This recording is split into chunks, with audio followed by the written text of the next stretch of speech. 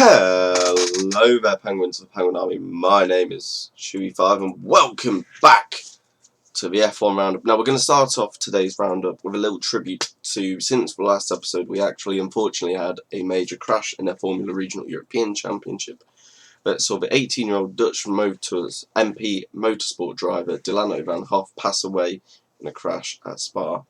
Whenever you take part in Formula 1 or any motorsport racing, there is always that risk, but it doesn't make it any nicer to hear. We send our tributes and our thoughts and our prayers to the friends and family of Delano van Hoff.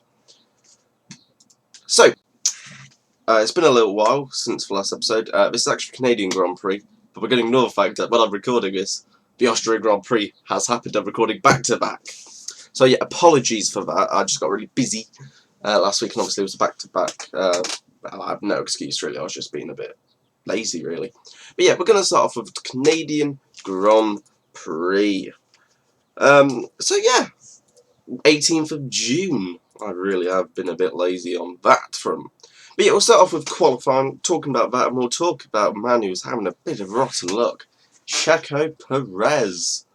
Oh jeez, he peeps, he's had a bit of a stinker, only qualified 12th. In Canada.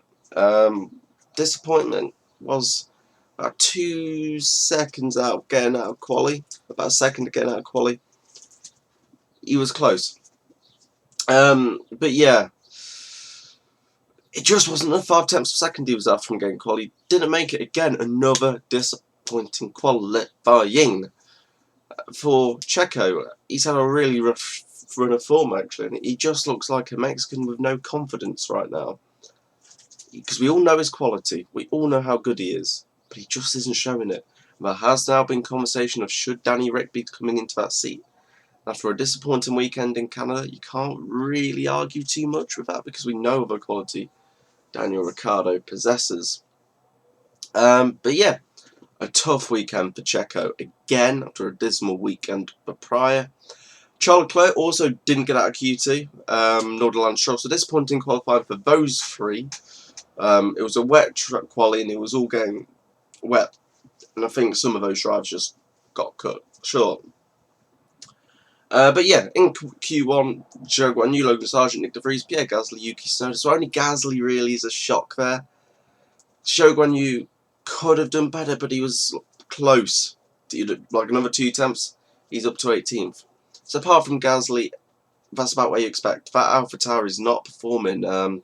Yuki Tsunoda's really outperforming that car, but it is pretty bad. But Logan Sargent, compared to his teammate, had a howler. Alex Albon was the quickest in Q2, almost got all the way up to Q3, while his teammate Logie Bear was down in 19th on the grid. Disappointing for Logan Sargent, but remember, he is a rookie, and Alex Albon is a fantastic driver. It takes time. But same with Nick De Vries, that patience are going to start to wear thin. Particularly to the De Vries, as there's been conversation of will Daniel Ricciardo come and replace him? And with that one, you really can't argue it because De Vries has been pretty poor actually all season. But yeah, in Q2, the cars who went out was Bottas, Magnussen, Stroll, Perez, and Leclerc. Disappointing for those three, which I spoke about them. Magnussen and Bottas about where they should be. However, Magnussen's teammate Hulkenberg really outperformed his car. P2! What a machine. So we'll go through Q3 now. Albon finished 10th in qualified 10th, but didn't set time Q3. Save it some time. Piastri 9th, Carlos Sainz Jr. 8th, Lando Norris 7th, and he's having a stellar season by the way. Esteban Ocon really doing well on his Alpine, getting 6th. George Russell and Hamilton 4th and 5th. Alonso 3rd, but Hulkenberg 2nd. What a man for Hulk. Q2, we're going to ignore the fact he got a penalty in it. Rather ruined his qualifying. And have a guess. Verstappen at the top. But yeah, let's talk a bit about the race. There was a fight between legends as Hamilton actually passed Alonso in the first one because of penalties. Those two were promoted. And yeah, Hamilton got ahead of Alonso. And for the first few race, yeah, Hamilton was in the lead. And then till a safety car was called up 12 when his teammate Russell hit the wall at turn 9. He left a bit of debris on the track. Yeah, Hamilton was in front. And Alonso put pressure on Hamilton all the way up until he got a move on in the final chicane on lap 23. From then on, Alonso just pulled away from Hamilton, and to be fair, Hamilton I think knew his race wasn't with Alonso, but it was positive for Mercedes. Well, one of them. Not great for George Russell. But in final laps it came a bit closer as Alonso was nursing a bit of a brake problem and didn't have all of his power, and Hamilton was starting to catch, but then Alonso pulled away again. It was an all-star podium, as you can imagine. Russell did actually remarkably rejoin after a pit stop following that collision with the wall and ran beyond 3/4 before Mercedes told him to retire the car, probably to save the engine. But yeah, Ferrari. Normally in this series we have a habit of criticising their strategy calls, but you're not going to believe what I say this. They actually got one right. Ferrari tactics right. I can't believe it. After they were down in Carlos Sainz recovered from a difficult quali that's left in 10th lap due to penalties and all that jazz. Ferrari chose not to pit under the Russell safety car. Now everyone was saying, oh, hang on a minute, what are you up to, Ferrari? That doesn't look like good. But they converted to a one-stop strategy. And that impressive first long stint on the medium tyres brought Leclerc into contention for the final podium position. And he was closing on Hamilton into the final 30 laps. But Hamilton did up his pace and he wasn't. But fantastic job, Ferrari. We don't give you enough credit. Leclerc stayed 4th, Sainz 5th, and then an underwhelming performance from Checo Perez, who finished 6th. Albon capped off an impressive weekend because it was an upgraded Williams. And it's an upturn in form from heading into the European summer phase. Good start for him. And he was impressive when he was under pressure from Ocon, Lando Norris, Bottas and Lance Stroll, who are all quicker cars than him.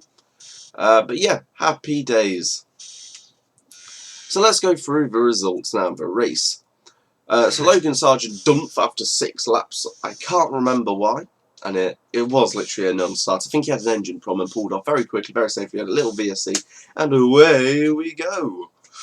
George Russell didn't after 53 laps. De Vries, Magnussen, Zhou Guanyu and Hulkenberg all finished a lap down. Hulkenberg was the big loser from the pit stop as he had just pitted and then the safety car came out and everyone jumped him. It was unfortunate he also had a 3-place grid penalty, so started 5th on the grid. Tsunoda 14th, Lando 13th, Gasly 12th, Piastri 11th, Bottas 10th, Lance Stroll recovers nicely in 9th, Ocon 8th, Alexander Albon in 7th, give him a round of applause. Checo Perez in 6th, Carlos Sainz 5th, Charles Leclerc 4th, Lewis Hamilton 3rd, Fernando Alonso 2nd, Max Verstappen 1st. What a performance from Ferrari's strategy. Great job from Albon, good job from Hamilton as well.